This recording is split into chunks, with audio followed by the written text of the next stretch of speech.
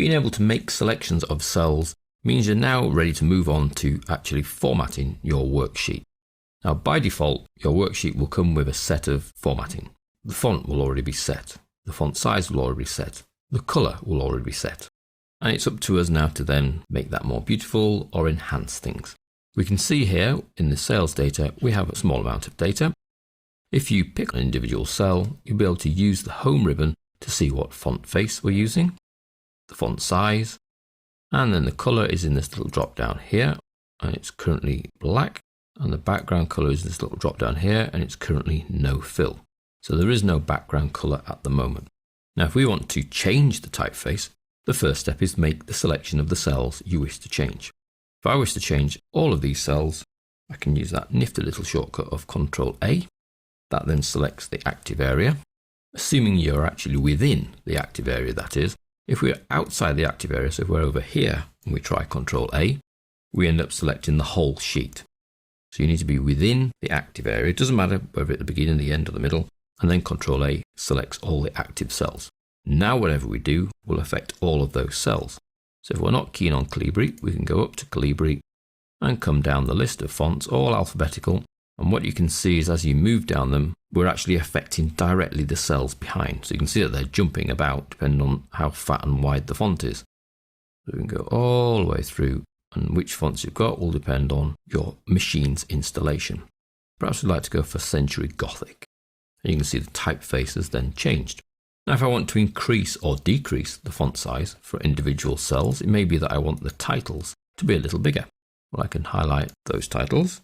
Holding down the Control key will allow me to highlight a second non-consecutive area. I can then change the font size either by directly choosing a number from the drop list. As I move down, it automatically affects everything. We could leave that at 14. Or I can use the plus and the minus to effectively step up a font size at a time or step down a font size at a time. So I can change the typeface if I'm not happy with the typeface I've been given. I can change the font size. In this case, I'm dealing with the headings. So let's push those headings up to 16. The rest of the font, if we click in there, is actually 14, but the headings are all 16 because I highlighted both sets of cells. It's changed all the headings to 16 points. I can change the color. Again, I need to select. So let's do the totals across the bottom. The font color is controlled by this little A here, and we have a drop down. We have a set of theme colors. So we have the main colors that run across here for that theme, and you can see it's affecting the cells immediately below, so I can see what's going to happen. So I'm not actually clicking, I'm just moving, and I'm getting that preview of the color.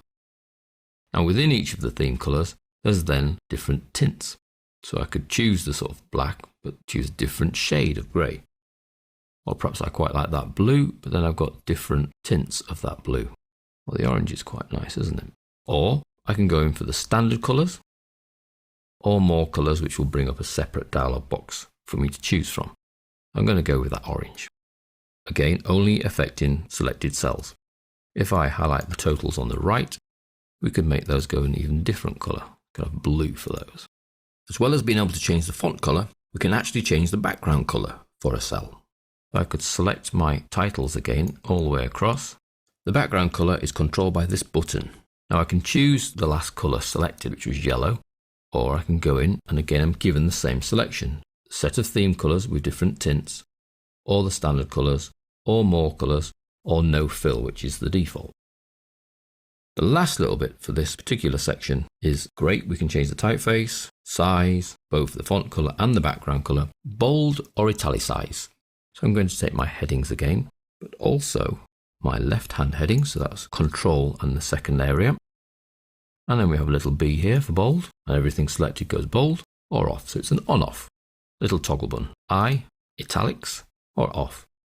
Both of those controlled by Control B for on, Control B for off, Control I for on, Control I for off. You could even have both on. So you're bold and italic, and both little icons are highlighted in your ribbon. Control B and Control I turns them both off. And then underlining. Now underlining has a drop down, because we have the choice of normal underlining or double underlining. Now normal underlining can be instigated by the use of the keyboard shortcut Control U.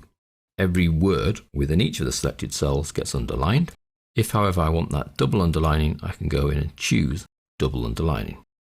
Let's go for single underlining, or Ctrl U to turn that off. So I'm actually going to leave those as bold, so that's Ctrl B. Then highlight my totals row at the bottom and apply a double underline to those.